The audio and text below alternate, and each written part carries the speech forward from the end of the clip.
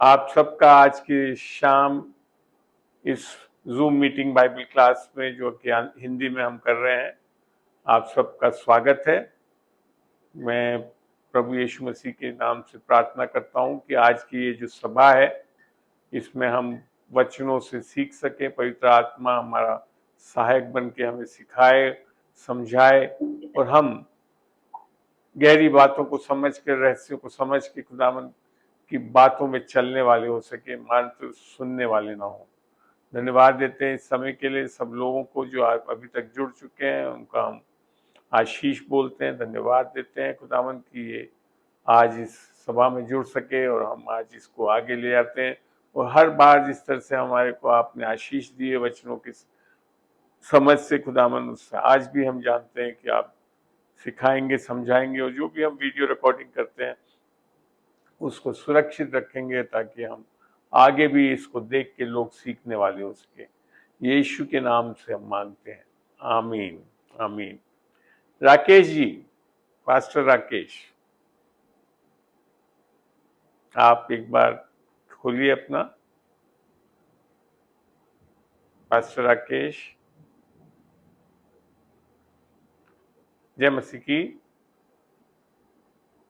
जी। आपके praise the Lord. मैं just for the benefit of recording, क्या आप वो सवाल जो आपने मेरे पास भेजे हैं उनको थोड़ा सा बता देंगे, बोल देंगे?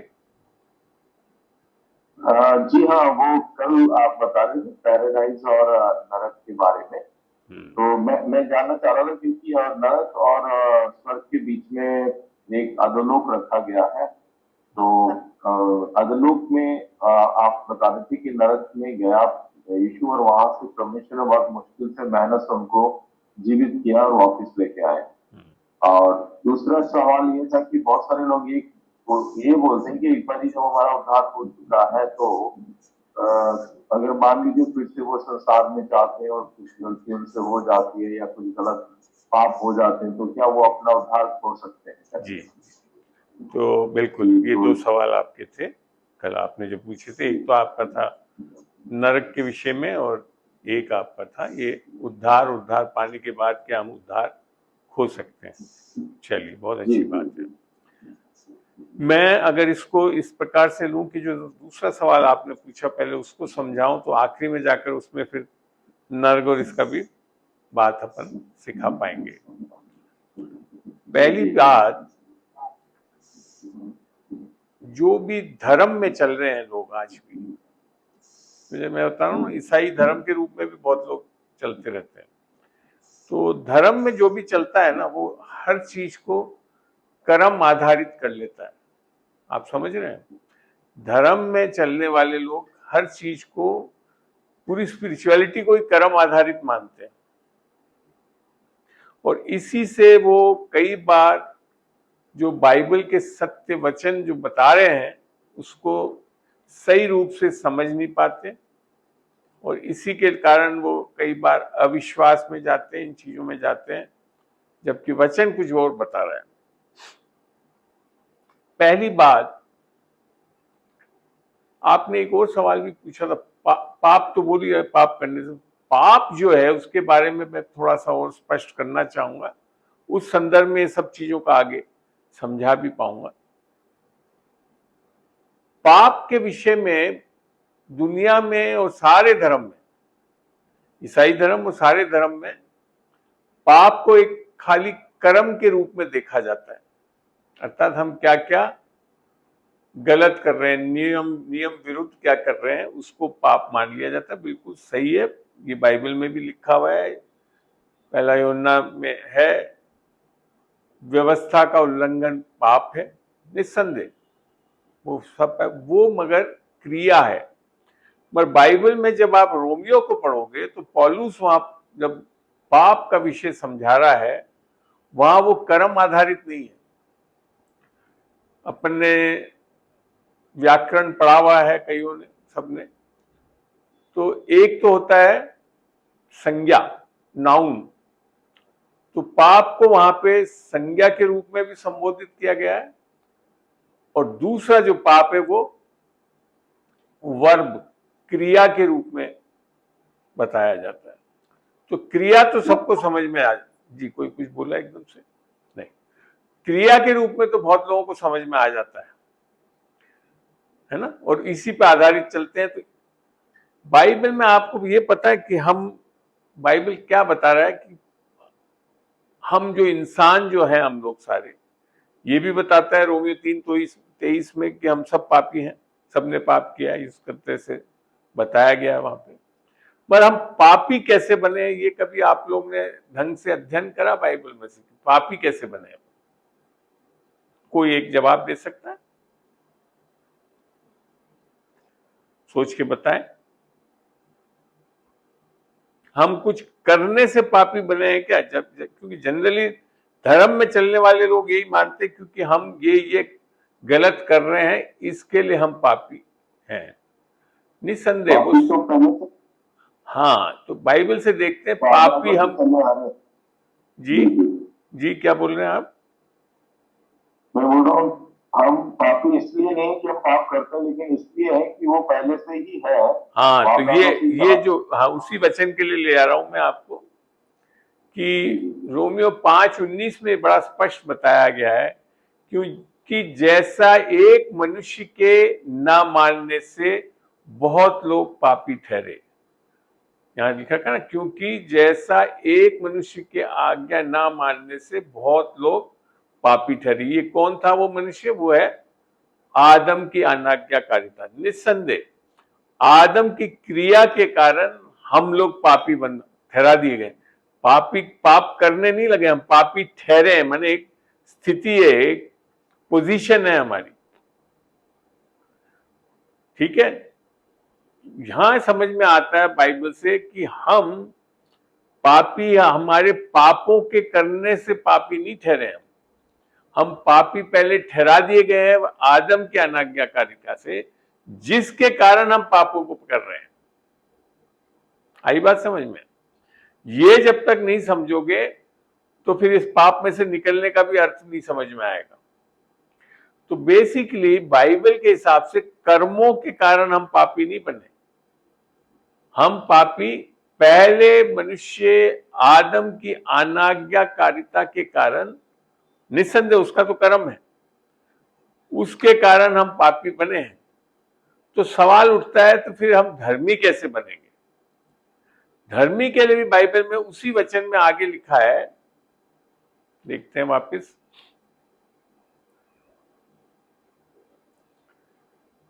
आगे लिखा, वैसे ही जैसे आदम के अनाज्ञाकारिता से, वैसे ही एक मनुष्य, वैसे ही माने इसके अलावा और कोई कारण ही नहीं है, एक मनुष्य की आज्ञा मानने से बहुत लोग धर्मी ठहरेंगे।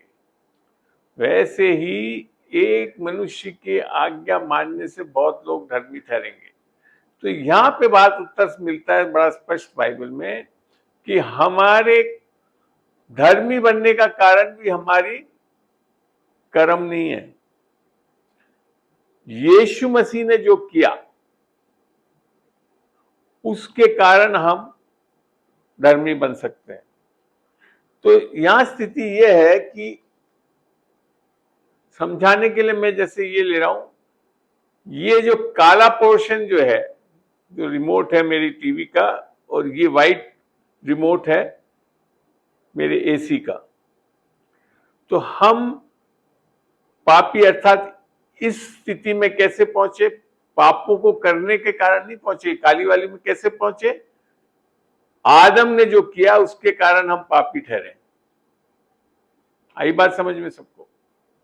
हमारे कर्मों के कारण नहीं पापी ठहर रहे। ऐसी हम धर्मी भी हमारे कर्मों के कारण नहीं बनते, यीशु मसीह ने जो किया उसके कारण हम धर्मी बन सकते हैं जब हम उस पर विश्वास करते हैं। अब सवाल उठता है, पापी अवस्था में से हटके हम धर्मी अवस्था में अपने कर्मों के कारण तो आए नहीं। दोनों स्थिति दो आदमों के कारण है। पहले आदम के अनाज्ञाकारिता के कारण हम पापी बन गए, दूसरे आदम यीशु मसीह की आज्ञाकारिता के कारण हम धर्मी बन गए। अब समझ लो कि हम धर्मी बन गए, उद्धार पा लिया, हम यहाँ पे इस सफेद रिमोट वाली पोजीशन में आ गए। तो यहाँ पे अगर हम कुछ गलत करेंगे तो क्या हम फिर वापिस इस स्थिति में आ जाएंगे, पापी अवस्था में? सोच के बताएं कोई जन, बताएं सब। सुमन, क्या क्या सोचती हैं आप? अगर यहाँ पे जब हम धर्मी बन गए, यीशु मसीह का उद्धार पा लिया, धर्मी बन गए, अब हम अगर यहाँ कोई पाप कर दें तो क्या हम वापिस इसमें आ जाएंगे, इस परिस्थिति में आ जाएंगे? नहीं अंकल जी। क्या कारण है नहीं बोलने का, समझा सकते हो? परमेश्वर ने क्रूस पे हमारे पापों को और हमारे लिए गाड़े गए, मारे गए, और वो तो अच्छी बात है, वो तो माफी दे दी पापों की। अगर आप आज आपने पाप कर लिया तो क्या वापिस इस स्थिति में आ जाएंगे? वो बिल्कुल सही है आपने जो बोला। बिल्कुल भी नहीं आएंगे, क्योंकि हम अपने कर्मों से धर्मी नहीं ठहर रहे, लेकिन वो मसीह ने जो किया उसके द्वारा हम। तो मैं जो समझाने का तरीका बताता हूं, अगर हम धर्मी बन गए तो हम हमेशा धर्मी ही रहेंगे, उद्धार पाए हुए रहेंगे। परमेश्वर की धार्मिकता को ही उद्धार बोला जाता है, अर्थात यीशु की आत्मा को पाना, परमेश्वर की धार्मिकता को पाना, उसे उद्धार बोलते हैं। और इसमें भी करने से वापिस इसके लिए नहीं आएंगे, क्योंकि अगर ऐसा हो सकता था तो फिर यीशु मसीह का कार्य या यीशु मसीह में कोई सामर्थ्य नहीं है, फिर तो शैतान सामर्थ्य। आई बात समझ में? तो ये चीज समझना बहुत जरूरी है कि परमेश्वर की जो धार्मिकता है उसको, क्योंकि परमेश्वर की धार्मिकता हम कर्मों को करने से कमाते नहीं है, वो इसके लिए मिलती है क्योंकि यीशु मसीह ने हमारे लिए जो किया, और वो है बेसिकली ईस्टर का संदेश। देखते हैं इसको।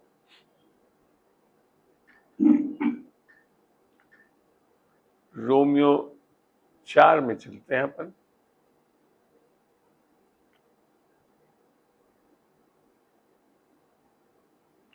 किरण भी जुड़ गई है, तो ईस्टर के बारे में जो आज पूछ रही थी उसको भी समझते हैं।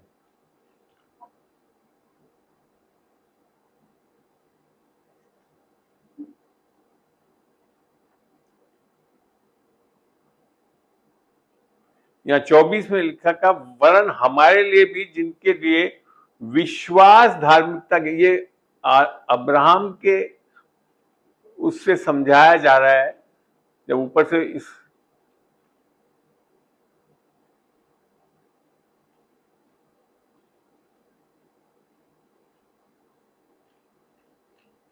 अब्राहम के विषय में समझाते हुए आखिरी में ये समझाया गया है, जैसे अब्राहम के लिए जब उसने विश्वास किया तो उसे धार्मिकता गिना गया, जो कि उत्पत्ति 15 में वर्णित है। तो यहाँ लिखा, वरन हमारे लिए भी जिनके लिए विश्वास धार्मिकता गिना जाएगा, अर्थात हमारे लिए जो उस पर विश्वास करते हैं जिसने हमारे प्रभु यीशु मसीह को मरे हुए में से जिलाया, वे हमारे, अब देखिए दो चीज है ना, एक तो हमने अभी गुड फ्राइडे समझा, तो गुड फ्राइडे क्या है? वे हमारे अपराधों के लिए पकड़वाया गया, तो वो है गुड फ्राइडे का संदेश, अर्थात यीशु मसीह के क्रूस पे चढ़ाए जाने के कारण हमारे पापों की माफी मिल रही है। ठीक है ना? पापों से माफी मिल रही है, बीमारी से छुटकारा मिल रहा है, गरीबी से छुटकारा मिल रहा है, श्रापों से। वो छुटकारे के लिए करा गया था। क्रूसिफिक्शन जो है वो छुटकारे के लिए किया गया काम है, परंतु वो हमारे धर्मी ठहरने के लिए जिलाया भी गया। रेजरेक्शन, पुनर्जीवित होना, वो किसके लिए गया है? उससे हमको कुछ मिल रहा है। क्रूसिफिक्शन से हमारे को छुड़ाया जा रहा है, और धर्मी ठहराने से, अर्थात जी उठने की सामर्थ्य से हमको कुछ चीजें मिल रही है। परमेश्वर की धार्मिकता मिल रही है, परमेश्वर की सामर्थ्य मिल रही है, ईश्वरीय स्वभाव मिल रहा है। ये चीजें रेजरेक्शन डे के कारण मिल रहा है। अगर यीशु में, तो ये है फर्क क्रूसिफिक्शन अर्थात क्रूस पे चढ़ाए जाने और पुनरुत्थान होने में ये फर्क है।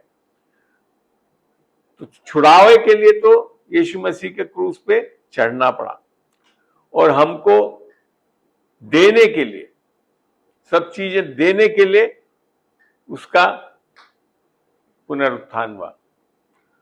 तो बेसिकली जो कुछ देता है परमेश्वर, उसे फिर ले नहीं सकता कोई ऐसे, क्योंकि वो सब दान में मिल रहा है हमको। ये इससे समझ में आता है। एक और वचन देखते हैं रोमियो में,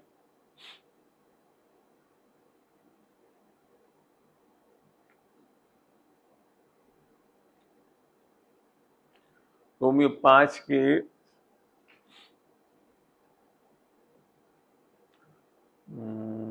कहाँ गया वचन,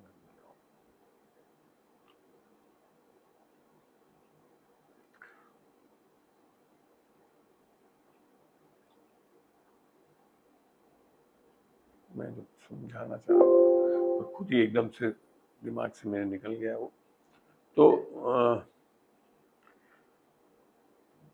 तो जो एक पुनरुत्थान, हाँ, रोमियो 5 का 18 या 17 देखना पड़ेगा अपने को, 5 का 17। अब यहां लिखा है, क्योंकि जब एक मनुष्य के अपराध के कारण क्या आ गई हमारे अंदर, मृत्यु ने उस एक ही के द्वारा राज्य किया, तो जो लोग अनुग्रह और धर्म रूपी वरदान अर्थात परमेश्वर की धार्मिकता बहुतायत से पाते हैं, अनुग्रह और धार्मिकता बहुतायत से पाते हैं, एक मनुष्य के अर्थात यीशु मसीह के द्वारा अवश्य ही अनंत जीवन में राज्य करेंगे। हिंदी में इसमें खाली अनंत जीवन लिख दिया है, इंग्लिश बाइबल पढ़ोगे तो वहां लिख रखा है reign as king in life through the one man Jesus Christ, माने इस जीवन में भी और आने वाले जीवन में भी राज्य करने वाले होंगे। अनंत जीवन का मतलब ये कि इस जीवन में भी और आने वाले, तो हमारा जो जीवन जो होता है वो क्या हो जाता है, राज्य करने वाला हो जाता है। हम ये फायदा हुआ यीशु मसीह की धार्मिकता के कारण, जो कि हमारे को उसके जी उठने के कारण मिल रही है। आई बात समझ में? तो बेसिकली परमेश्वर की धार्मिकता पाने के बाद हमारे कुछ, ना तो वो हमारे कर्म करने से मिली है, वो केवल दान के रूप में, तो विश्वास से ही हम उसमें चल सकते हैं। उसके फायदे जैसे एक जगह, हाँ बोले, बिल्कुल, बहुत अच्छा। 2 का 8 और 9 में लिखा, जैसे किसमें? 2 का 8 और 9 में। हाँ बिल्कुल, बहुत अच्छी चीज लिख रखी है। देखते हैं, उसी वचन को मैं खोलता हूं, सब लोग देख पाएंगे उसको। बहुत अच्छा आपने बताया। इफिसियों 2 का मैं 1 से ही पढ़ना चाहूंगा, उससे और अच्छा समझ में भी आएगा। 1 से दिखाते हैं हम। और उसने तुम्हें भी जिलाया। देखो, पौलुस ऐसे लोगों से बात कर रहा है जो मरे हुए नहीं है। मरे हुए कैसे थे? आत्मिक रूप से मरे हुए थे। तो अपने अपराधों और पापों के कारण मरे हुए थे। तो ये किसके कारण हुआ? आदम के कारण हम इस स्थिति में आए। तो उधर से जिलाया, जिनमें तुम पहले इस संसार की रीति पर और आकाश के अधिकार के अधिपति अर्थात उस आत्मा के अनुसार चलते थे। कौन था? शैतानी ताकत, जिसने हमको पहले तो उसने पाप में गिराया, हमको ठहराया और फिर चलाया, उसमें पापों को कराया, जो अब भी आज्ञा ना मानने वालों में कार्य करता है। ये तो है आपकी वो स्थिति जो हम आदम में है। आगे लिखा है, इनमें हम भी सब के सब, पौलुस ने अपने आप को भी नहीं छोड़ा, इनमें हम भी सब के सब पहले अपने शरीर की लालसाओं में, अर्थात हम आत्मिक नहीं, शारीरिक थे, हम शरीर की लालसाओं में दिन बिताते थे और शरीर और मन की मनसाएं पूरी करते थे और अन्य लोगों के समान स्वभाव ही से, यहां आई ना बात, स्वभाव, क्रोध की संतान थे। और इसके कारण हमारे ऊपर किसका क्रोध आना था? परमेश्वर का क्रोध, दंड आना था, क्योंकि उस अवस्था में परमेश्वर हमसे खुश नहीं हो सकता था, हम जब शारीरिक थे। अब आगे बोलता है अगली आयत में, परंतु, अब एक दूसरी स्थिति आ रही है, परंतु परमेश्वर ने जो दया का धनी है, अपने उस बड़े प्रेम के कारण जिससे उसने हमसे प्रेम किया। अब दूसरा जो परमेश्वर का स्वभाव है, जिस दया का धनी है, उसने हमसे प्रेम करा। हम गिर गए थे, शैतान के बस में हो गए थे, तब भी ये नहीं कि हमको छोड़ दिया, तब भी वो हमसे प्रेम कर रहा है और कहता है, जब हम अपराधों के कारण मरे हुए थे तो हमें मसीह के साथ जिलाया। ये है पुनरुत्थान की सामर्थ, ये है। हम दोनों चीज होती है ना, मसीह के साथ हम मारे गए। यीशु, पौलुस बोलता है ना गलतियों 2:20 में, मैं यीशु के साथ क्रूस पे मारा गया।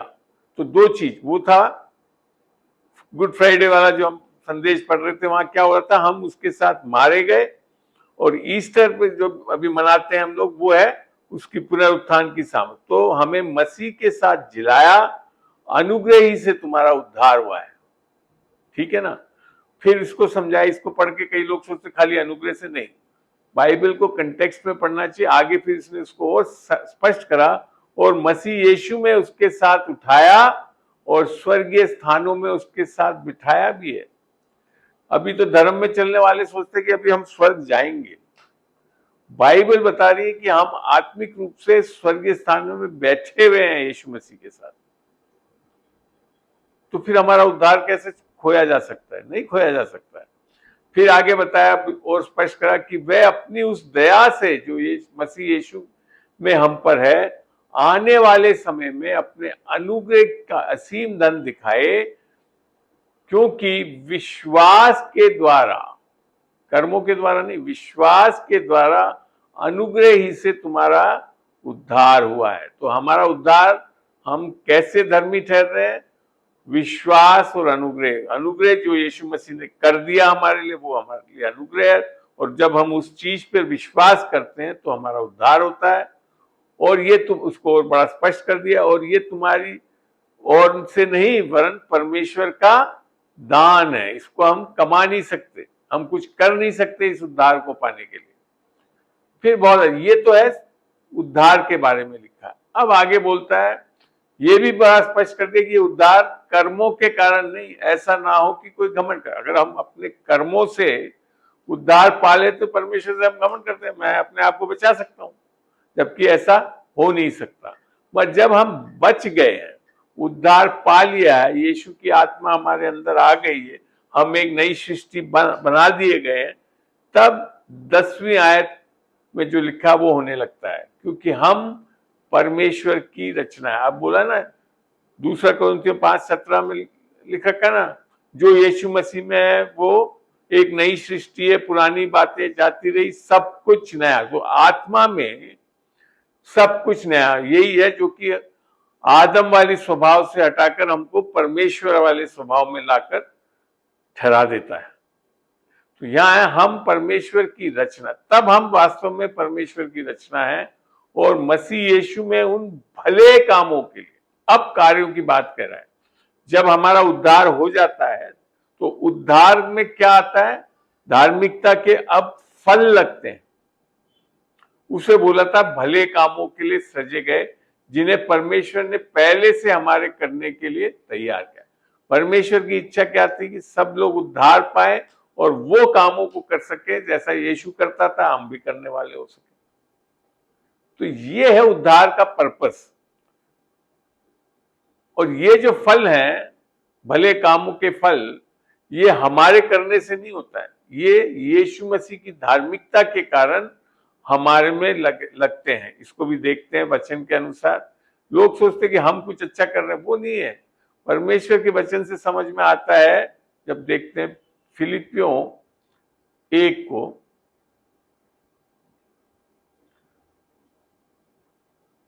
1 का पहले तो मैं 6 पढ़ रहा हूं, फिलिपियों 1 का 6। यहां लिखा है, मुझे इस बात का भरोसा है कि जिसने तुम में अच्छा काम आरंभ किया, अर्थात उद्धार जो हमारे अंदर प्रारंभ करता है, वही उसे यीशु मसीह के दिन तक पूरा करेगा। हम नहीं करेंगे, वही उसे यीशु मसीह के अर्थात आने तक पूरा करेगा। फिर 11 में एक चीज बहुत अच्छी लिखी हुई है जो मेरे को बहुत अच्छा लगता है। 11वें आयत को पढ़ते हैं।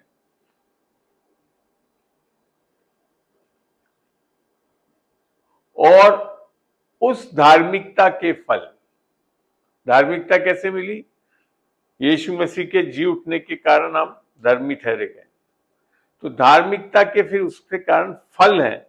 फल से किसके कारण है वो फल? जो यीशु मसीह के द्वारा होते हैं। पौलुस जब बोलता है गलतियों 2:20 में, मैं यीशु मसीह के साथ क्रूस पे चढ़ाया गया, अब मैं जीवित नहीं हूं परंतु मसीह में जीवित हूं, मसीह मुझ में जीवित है, और अब मैं जो जीवन जीता हूं वो केवल यीशु मसीह के विश्वास से। धार्मिकता के फल मसीह का विश्वास जो हमारे को दान में दिया जाता है उससे उत्पन्न होता है। और उसमें फिर ये और लिख रखा है, धार्मिकता के फल से जो यीशु मसीह के द्वारा होते हैं, आपके द्वारा नहीं होता, क्योंकि यीशु मसीह अब हमारे अंदर रहता है, नया जन्म हो गया है, यीशु की आत्मा से हम भर गए हैं। भरपूर होते जाओ। तो धार्मिकता केवल थोड़ा सा नहीं लगता है, भरपूर होते जाओ, जिससे परमेश्वर की महिमा और स्तुति होती रहे। ये भी हमारी महिमा के लिए नहीं है ये फल, ये परमेश्वर की महिमा और स्तुति के लिए। तो ये है उद्धार का पर्पस। तो परमेश्वर क्या चाहता है? जैसा यीशु मसीह जैसा हमको बना रहा है, उसकी आत्मा दे रहा है, उसकी धार्मिकता दे रहा है, उसका विश्वास दे रहा है, हमको एक देवी अलौकिक बना रहा है हमको, ताकि हम जैसा यीशु चलता था वैसा चलने वाले हो जाए। तो जो लोगों के अंदर अभी भी ये समझ नहीं आया कि जो धार्मिकता जो दान में मिली है, तो उसमें हमारे कुछ करने के कारण नहीं मिली, यीशु मसीह के क्रूस पे किए गए कार्य के कारण और उसकी जी उठने की सामर्थ्य के कारण हमको ये मिला है, और इसके लिए वो हम खो नहीं सकते।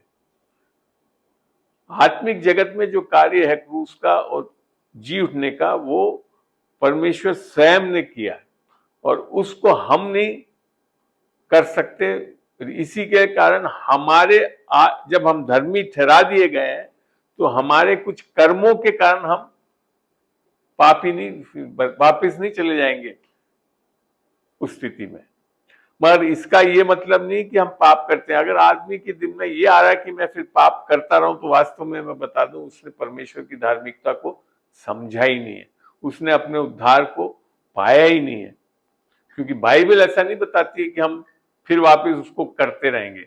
इसको अगर एक जगह आयत से दिखाता हूं मैं, 1 कुरिन्थियों 6 में चलते हैं।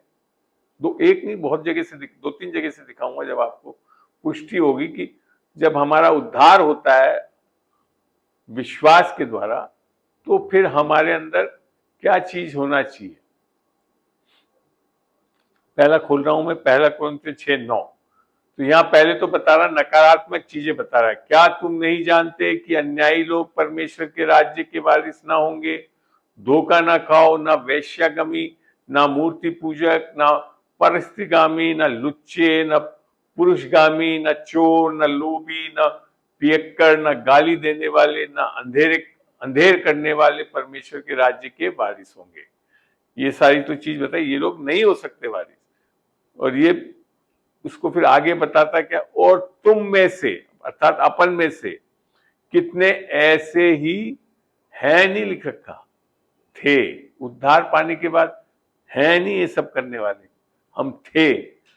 और क्यों थे हो गए? परंतु तुम प्रभु यीशु मसीह के नाम से और हमारे परमेश्वर के आत्मा से धोए गए और पवित्र हुए और धर्मी ठहरे।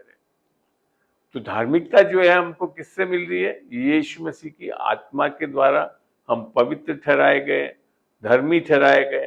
तो ये चीजें आप करने वाले नहीं हो सकते। अगर कोई व्यक्ति बोलता है कि मैं परमेश्वर का उद्धार पा चुका हूं और अभी भी इन चीजों में फंसा हुआ है, तो फिर कहीं ना कहीं वापस उसको चेक करना चाहिए कि फिर मैं सही में उद्धार पाया भी हूं कि नहीं पाया हूं।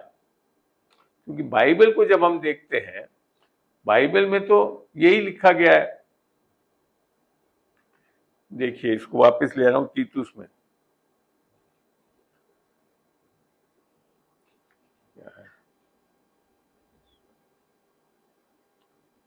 तीतुस 3 का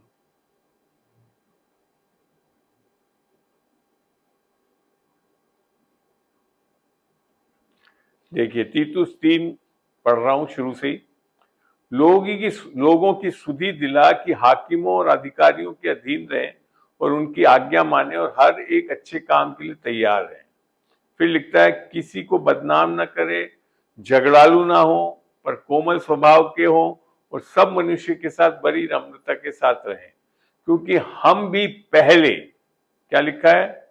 क्योंकि हम भी पहले, मैंने हम सब, पौलुस अपने आप को भी मान रहा है, निर्बुद्धि और आज्ञा ना मानने वाले और भ्रम में पड़े हुए और विभिन्न प्रकार की अभिलाषाओं और सुख विलास के दासत्व में थे और बैरभाव और ढा करने में जीवन निर्वाह करते थे और घृणित थे और एक दूसरे से बैर रखते थे। ये क्या स्थिति है? ये पहले की स्थिति है, क्योंकि हम भी पहले। फिर क्या लिखता है इसके बाद? पर, अब मैंने कुछ चीज बदली है, पर जब हमारे उद्धारकर्ता परमेश्वर की भलाई और मनुष्य को उसका प्रेम प्रकट हुआ, तो उसने हमारा उद्धार किया। उसने करा, हम नहीं कर पाए। उसने हमारा उद्धार किया, और ये धार्मिक कामों, और ये हमारे धार्मिक कामों के कारण नहीं जो हमने आप किए, पर अपनी दया के अनुसार नए जन्म के स्नान अर्थात पवित्र आत्मा के द्वारा, और पवित्र आत्मा के हमें नया बनाने के द्वारा हुआ। तो ये है नया जन्म, जो यीशु मसीह ने भी बोला है ना यूहन्ना 3 में, कि जब तक तुम शरीर से और आत्मा से, पानी से और आत्मा से नहीं जन्मेंगे, अर्थात जब तक तुम्हारा पहले शारीरिक जन्म नहीं होगा तो तुम्हारा आत्मिक जन्म भी नहीं हो सकता। अब फिर बोलता है 6 में, जिसे उसने हमारे उद्धारकर्ता यीशु मसीह के द्वारा हम पर अधिकाई से उंडेला। पवित्र आत्मा को किससे आता है? आप जानते हो, यीशु मसीह के जब क्रूसिफिक्शन हुआ तो जो मंदिर का पर्दा जो था वो ऊपर से नीचे तक फट गया, और पवित्र आत्मा जो पवित्र स्थान में थी वो अब हमारे अंदर मंदिर बना सकता है हमारे को। ये हुआ था वो काम, जिसने हम उसके अनुग्रह से धर्मी ठहर के अनंत जीवन की आशा के अनुसार वारिस बने। और फिर लिखता है, ये बातें सच है और मैं चाहता हूं कि तू इन बातों के विषय में दृढ़ता से बोले, इसलिए कि जिन्होंने परमेश्वर पे विश्वास किया है वे भले भले पाप को करने वाले नहीं होंगे, लगे रहने का ध्यान देंगे। तो उद्धार के बाद जो है जीवन कैसा होता है? पाप में धंसा हुआ नहीं हो सकता, पाप में से निकल जाते हैं। हाँ, निस्संदेह एक विश्वासी कभी पाप कर सकता है, जिसके बारे में हमको ये पता पड़ता है वो है क्योंकि हम पाप शरीर और प्राण में कर सकते हैं, और जिसको यूहन्ना में बताया भी है। पहला यूहन्ना 2 में मैं आपको लेकर जा रहा हूं, वहां समझ में भी आएगा आपको। पहला यूहन्ना 2 का 1 से पढ़ते हैं। यही यूहन्ना जब लिख रहा था, आगे चल के मैं दिखाऊंगा, यहां लिखा है, मेरे प्रिय बालकों, मैं ये बातें तुम्हें इसलिए लिखता हूं कि तुम पाप ना करो। प्रिय बालकों माने विश्वासी लोगों के लिए लिख रहा है यूहन्ना, जो विश्वासी लोगों के लिए लिख रहा है कि तुम पाप ना करो। तो एडवाइस क्या दी है शुरुआत में? पाप नहीं करना है हमको, और यदि कोई पाप करे तो पिता के पास हमारा एक सहायक है, अर्थात धर्मी यीशु मसीह। तो हमारी पापों की माफी क्यों मिल रही है? क्योंकि यीशु मसीह ने सारे पापों को, जगत के सारे पापों को अपने ऊपर ले लिया है, उसका दंड सह लिया है। इसके लिए जो आप अगर आज भी कभी कोई पाप कर देंगे तो उससे आपको माफी मिलती है। कब? जब हम इस विश्वास में जीते हैं कि यीशु मसीह के हम धर्मी बच्चे हैं, तो अर्थात उद्धार पाए हुए हैं। तो ठीक है ना? तो ये है वास्तविक चीज। तो हम प्राण, शरीर और आत्मा के बने हुए। आत्मा में पाप क्रिया से नहीं होती, करने से नहीं होती, वो एक पोजीशन है। क्या हम आदम में हैं या यीशु मसीह में हैं? जब हम यीशु मसीह में हैं तो हमारे अंदर पापी स्वभाव हटा दिया गया है। जब तक हम आदम में थे तो हमारे अंदर पापी स्वभाव था, जिसके कारण हम पाप कर सकते थे। पर यीशु मसीह में आने के बाद वो पापी स्वभाव हटा दिया गया। अगर अब भी हम अगर प्राण और शरीर में किसी कारण से कभी पाप कर भी दें तो वो पाप हमारे माफ हो गए, मगर ऐसा नहीं लिखा कि हम पाप करते रहें, क्योंकि अनुग्रह जो है वो हमको आपको ध्यान हो, यूहन्ना 6, रोमियो 6:14 पढ़ के देखते हैं।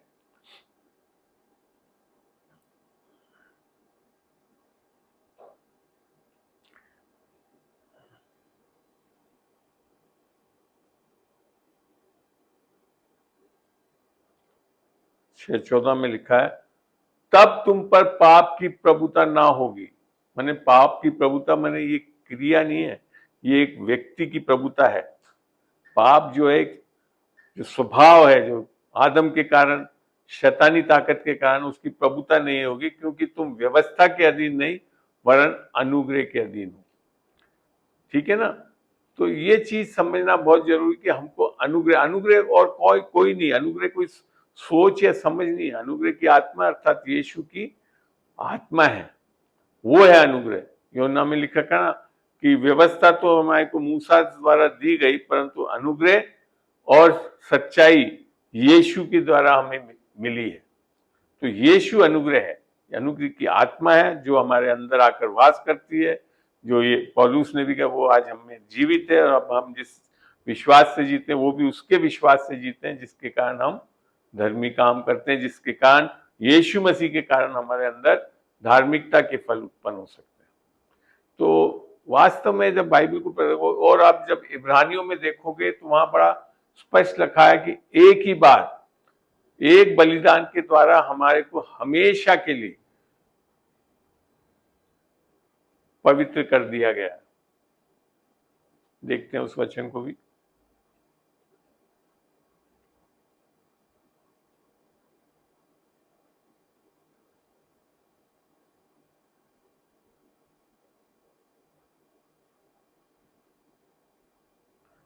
ये लिखा है इब्रानियों 10 में, उसी इच्छा से हम यीशु मसीह की देह के एक ही बार बलिदान चढ़ाए जाने के द्वारा पवित्र किए गए हैं। आप सोचिए, यीशु मसीह आपको पवित्र कर दे और फिर कोई भी आपको अपवित्र कर सकता है? नहीं कर सकता। यही तो है उसके बलिदान का फायदा। जबकि पुराने नियम में जो बलियां चढ़ाती जाती थी उससे हम पाप में से निकल नहीं पाते थे, खाली ढांप दिए जाते थे पाप। मगर अब हम पापों के, ये देखो यहाँ 12 में भी क्या लिखा है, ये इब्रानियों 10:12, पर ये व्यक्ति तो पापों के बदले एक ही बलिदान सर्वदा के लिए चढ़ाकर परमेश्वर की दाहिने जा बैठा, और हमको भी कहां बिठा लिया? उसके दाहिने साथ। तो वास्तव में जब आप इस उद्धार को समझोगे और जब आप जानोगे कि परमेश्वर ने हमारे लिए क्या किया है, आप कभी भी, मैं जानता हूं कि आप मोटिवेटेड नहीं होगे पाप करने के लिए, क्योंकि इतने बड़े बंधन में से निकाला है यीशु मसीह ने। आमीन। कल मैंने आपको जैसे समझाया था, क्या क्या सहा उसने, कैसा वो बिल्कुल लोथ की समान हो गया था, मनुष्य जैसा नहीं लग रहा था। तो आप कहीं सोच सकते कि इतना जो कुछ कर दे आपके लिए और इतना प्रेम करता है और आज भी, तो क्या आप पाप करने के लिए आपको बचाया है? नहीं, पाप में से निकालने के लिए। ठीक है ना? तो इसके लिए हम, जी बोले। एक जगह में जो प्रॉब्लम क्रिएट होती है वो ये होती है कि व्यक्ति, जैसे यीशु मसीह बोलता है ना, परमेश्वर पिता बोलते हैं यूहन्ना 3:17 में कि मैंने अपने पुत्र को जगत में इसलिए नहीं भेजा कि जगत पर दंड की आज्ञा हो, बल्कि इसलिए कि जगत उसके द्वारा उद्धार पाए। और 5:45 में भी बोलता है कि मैं ये ना समझो कि मैं पिता के सामने तुम पर दोष लगाऊंगा, तुम पर दोष लगाने वाला तो एक है, अर्थात जिस पर तुमने भरोसा रखा, मूसा। तो जब हम व्यवस्था में चलते हैं, फिर से कोशिश करते हैं कि हम अपनी धार्मिकता से करने की कोशिश करेंगे, तो उस समय हम गिर जाते हैं उस उद्धार से। मैं ये सोचता हूँ ज्यादातर शैतान और ये व्यवस्था यही चाहती है कि हम पाप करें, क्योंकि वो पाप का बल है व्यवस्था जो है। बिल्कुल, वो 15 में लिख रखा है, पहला कुरिन्थियों 15 में आगे है कि पाप का बल व्यवस्था है। तो व्यवस्था, और यहाँ तक कि गलतियों 5 में पौलुस ने इस चीज को समझाया भी। मगर इसका ये मतलब नहीं कि हम उद्धार खो देते हैं। पढ़ के दिखाता हूं मैं आपको, गलतियों 5 का 1 से पढ़ रहा हूं मैं इसको। गलतियों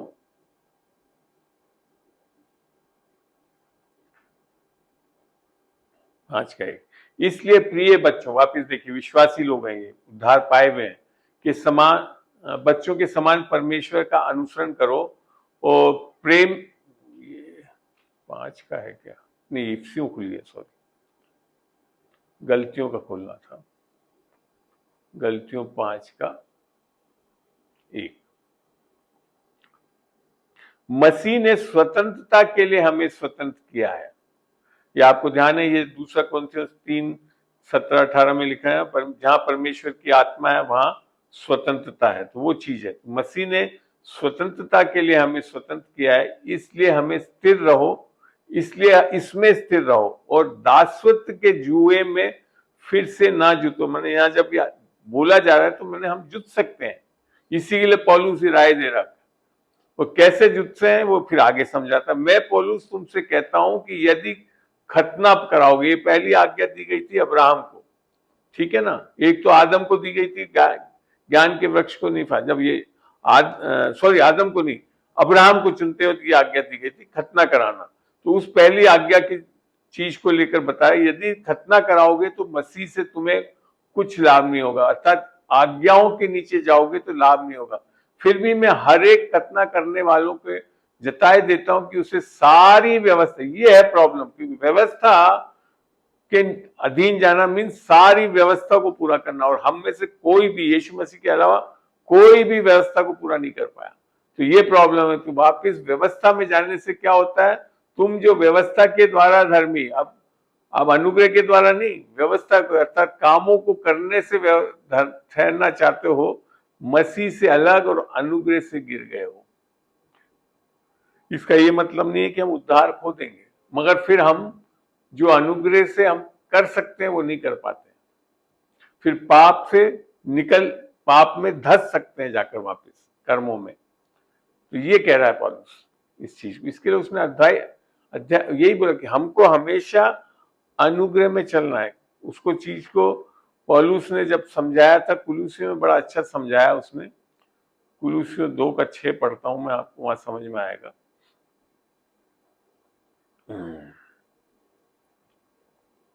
कुलुसियों 2:6,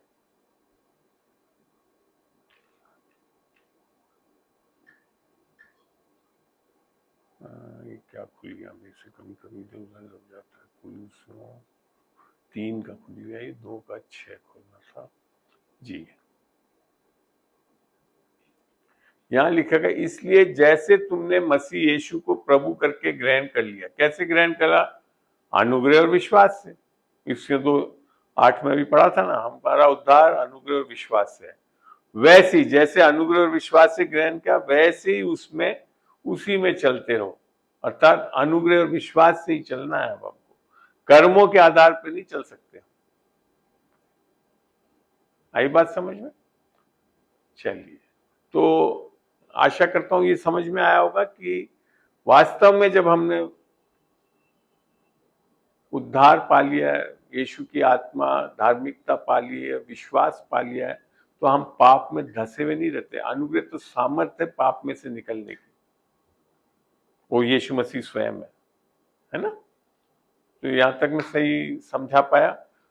मगर अगर आप अभी भी पापों में ही धसे हुए हैं, अनुग्रह को समझ ही नहीं रहे हैं, व्यवस्थाओं के अर्थात कर्मों के द्वारा उद्धार पाने में लगे हुए हैं, या अपने आप को धर्मी ठहराने में लगे हुए हैं, तो फिर हमने या तो उद्धार पाया ही नहीं है, समझा ही नहीं है, तो फिर हम पाप में ही धसे हुए रहेंगे। ये है निष्कर्ष। अब आपको मैं जो नर्क और उसके बारे में आप जो बोल रहे थे, एक तो है जब हम देखते हैं, एक मिनट दीजिएगा मेरे को,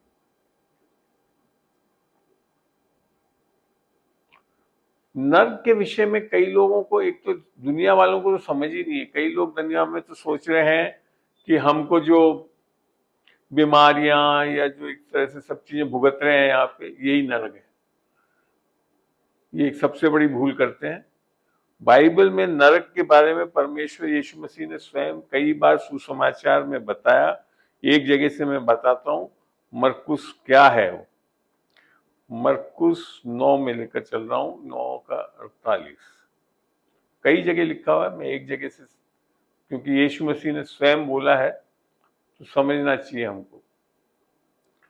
9 का ये है 45 में से कुछ समझाया हुआ है जी।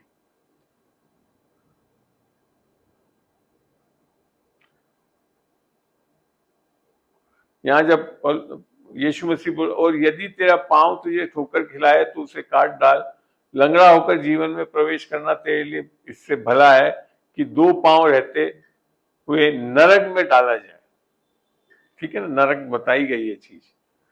जहां नरक कहाँ है, जहां उनका कीड़ा नहीं मरता और ना आग नहीं बुझती, और आग नहीं बुझती। ऐसे फिर दूसरा आंख के बारे में, तो नरक जो है वो एक अलग स्थान है जो कि हमको बाइबल से ही समझना पड़ेगा, और कोई तरीका नहीं है हमको समझने के लिए। अगर ये नहीं समझ पा रहे हैं तो फिर हम अंधकार में ही हैं।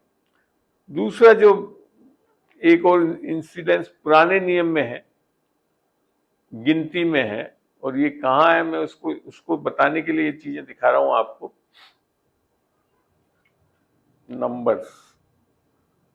नंबर्स 16 का 33 देखते हैं।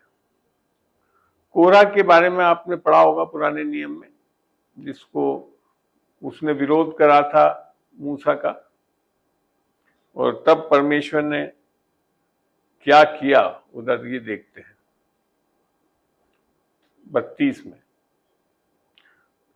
गिनती 16 का 32 और 33।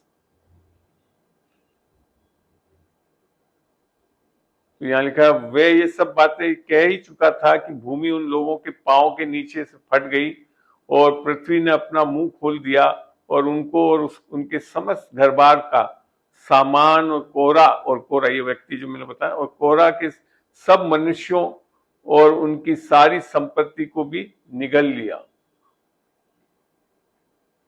तो बाइबल के हिसाब से यहां जब हम पढ़ते हैं ये चीज क्या हो रहा है, नरक में डाल दिए जाते हैं। और एक जो इंसिडेंस जब हम पढ़ते हैं वो है लूका में, जब हम देखते हैं लूका 16 में, और ये साइंटिफिकली भी सही लगता है मेरे को, अभी बताता हूं। लूका में लाजरस गरीब और धनी व्यक्ति के बारे में जो परमेश्वर जो कहानी बताई गई है वो वास्तविकता में सही है। 16 का 32 में देखते हैं।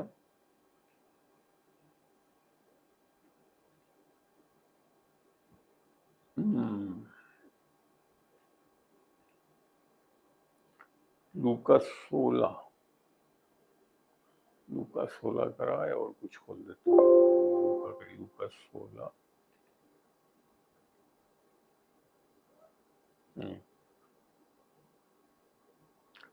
19 में ये कहानी के बारे में भी आपने पढ़ा होगा बाइबल में।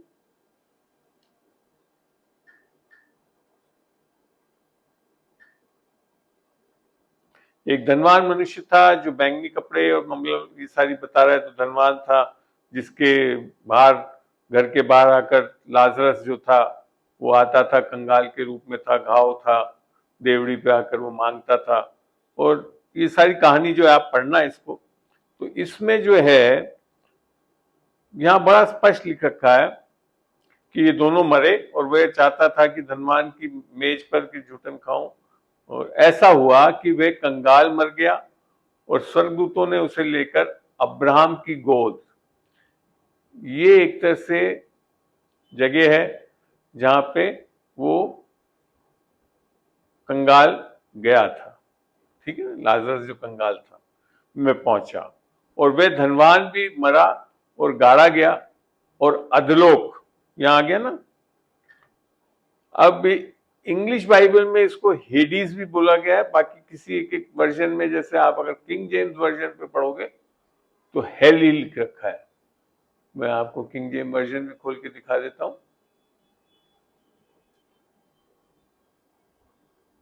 तो आपने जो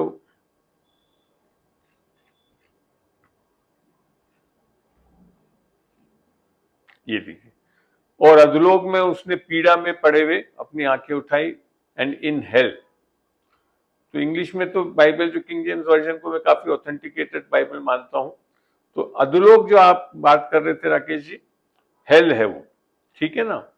तो ये दोनों जो चीज है ये बेसिकली नंबर्स में भी वो पूरे गाड़। तो आप जब अर्थ के बारे में साइंटिफिकली भी पढ़ोगे तो अर्थ के अंदर जो है बिल्कुल आग जैसी स्थिति है ना, जल रहा है, लावा होता है, और इसी कारण वोल्केनो होते। और लोगों ने बताते हैं, साइंटिस्ट ने इसके बारे में, जो ध्वनि के बारे में भी देखा, तो चीखने और कराने की आवाजें भी रिकॉर्ड करके रख रखी है लोगों ने, जो अच्छे साइंटिस्ट जो कुछ कर सके थे। तो आंखें तो दूर अब्राहम की गोद। तो बेसिकली क्या है कि यीशु मसीह के स्वर्गारोहण के पहले और कोई भी स्वर्ग में जा नहीं सकता था। तो जब तक नीचे ही हेल, अधलोक भी था, और साथ में अब्राहम की गोद थी, जो कि एक ऐसी जगह थी वहां पे आग नहीं थी, वहां पे जो मरते थे विश्वासी लोग वो वहां जाते थे। जो पुराने नियम में भी जिन्होंने विश्वास किया वो कहाँ थे, अब्राहम की बोसम में रखा। ये एक ऐसी एक तरह से एक व्यवस्था दी गई थी जहां पे विश्वासियों, जो पुराने नियम के विश्वासी जो लोग थे वो वहां ठहरे थे। आपको एक चीज और ध्यान दिलाना चाहता हूं, जब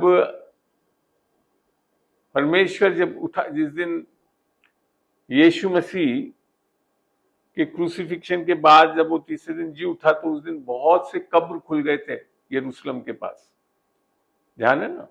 और लिख रखा है वहां पे जो पुराने सेंट्स थे वो दिखाई भी दिए थे। तो और यीशु मसीह के बारे में लिख रखा है कि वो इफ्सियों में जब हम पढ़ते हैं,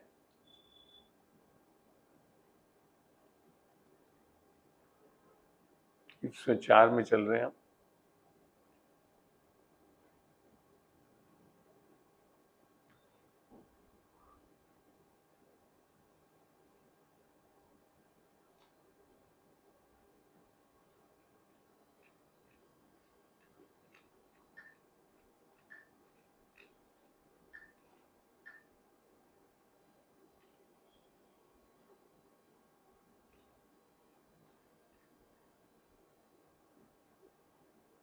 यहाँ जी 8 में लिखा है, पर हम में से हर एक मसीह के दान के परिणाम कैसा अनुभव मिला, इसलिए वह कहता है वह ऊंचे पे चढ़ाया गया और बंदियों को बांध ले गया और मनुष्यों को दान दिया।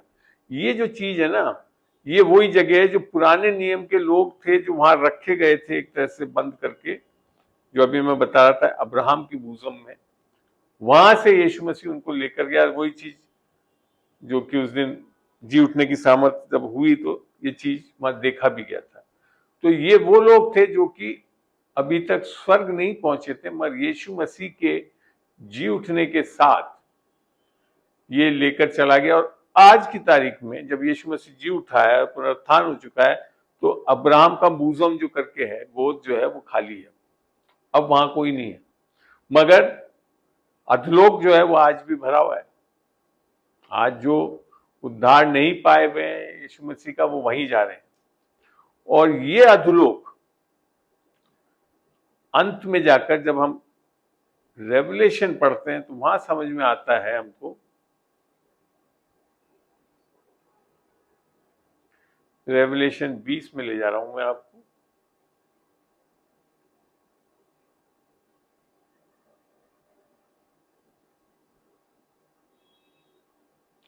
जी इसका 12 मैंने खोला है।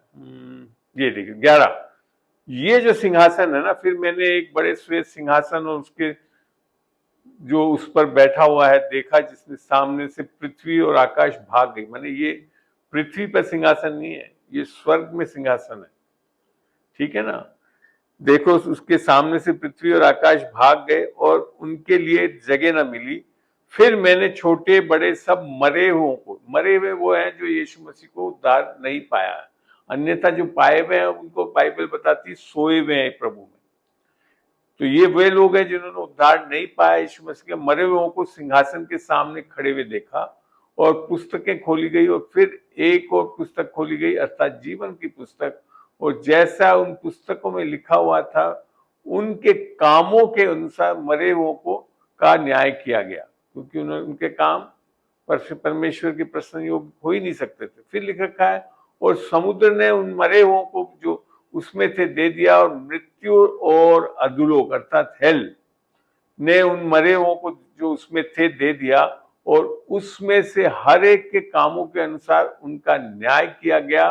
और मृत्यु और अधोलोक भी आग की झील, ये है अनंत काल का जो मैं बोलता हूं जगह अविश्वासियों के लिए। साथ में शैतान भी जाएगा वहां पे, सब जाएंगे। तो आग की झील जो है वो पृथ्वी के नीचे नहीं है, अधोलोक जरूर है पृथ्वी के नीचे, और आग की झील तो एक और जगह है जो फाइनली रेवलेशन के न्याय के बाद में डाले गए वे आग की झील जो दूसरी मृत्यु तक की हमेशा के लिए परमेश्वर से अलग, हमेशा हमेशा के लिए जिंदा भी रहेंगे, जलते रहेंगे, कीड़े सब जो भी चीज है वो रहेगा ऐसे। और इसमें शैतान को भी डाला जा रहा है, जैसे कि ऊपर ही लिखा हुआ था यहाँ पे।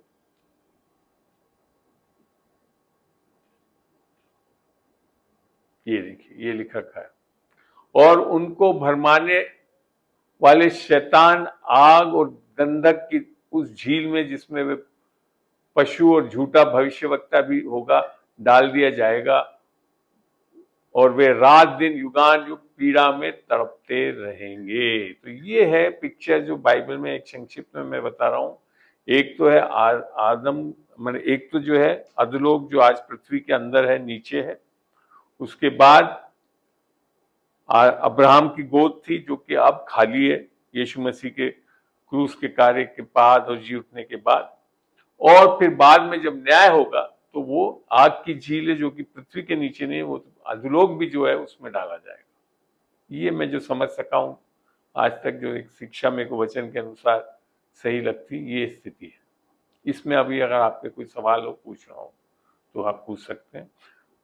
पैराडाइज भी जो है वो कुछ नहीं है, हेवन ही है, ठीक है ना। पौलुस ने उस शब्द को भी यूज करा, यीशु मसीह ने उस चोर को भी बोला आज ही तू मेरे साथ फिरदौस में पैराडाइज में होगा, तो वो हेवन है। पौलुस ने इस शब्द को यूज करा है पैराडाइज को, शायद दूसरा कुरिन्थियों आप 12 को पढ़ेंगे और 14 में होना चाहिए वो। दूसरा कुरिन्थियों 12,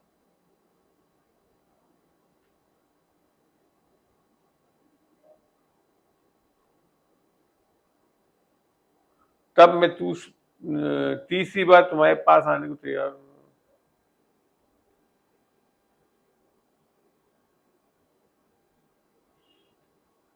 क्या मेरे 12 ही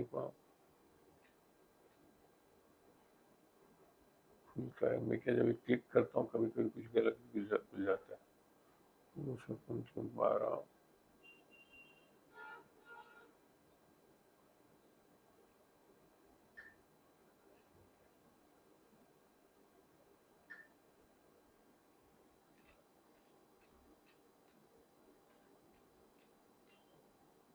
ये रहा।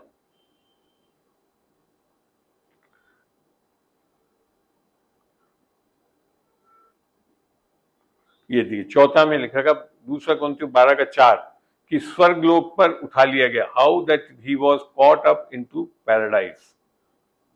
ये शब्द सिनोनिमस है हेवन के लिए, स्वर्ग के लिए, और पैराडाइज और हेवन एक ही चीज बाइबल के हिसाब से मैं मानता हूं बताया गया।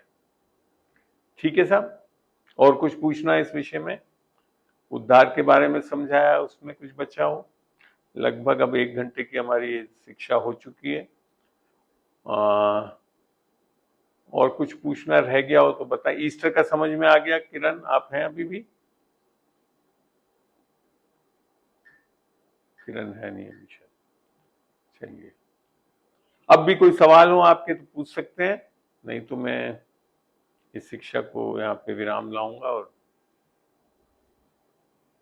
है किसी के कोई सवाल? चलिए, अगर नहीं है तो हम एक अंतिम प्रार्थना करके इसको समाप्त करते हैं।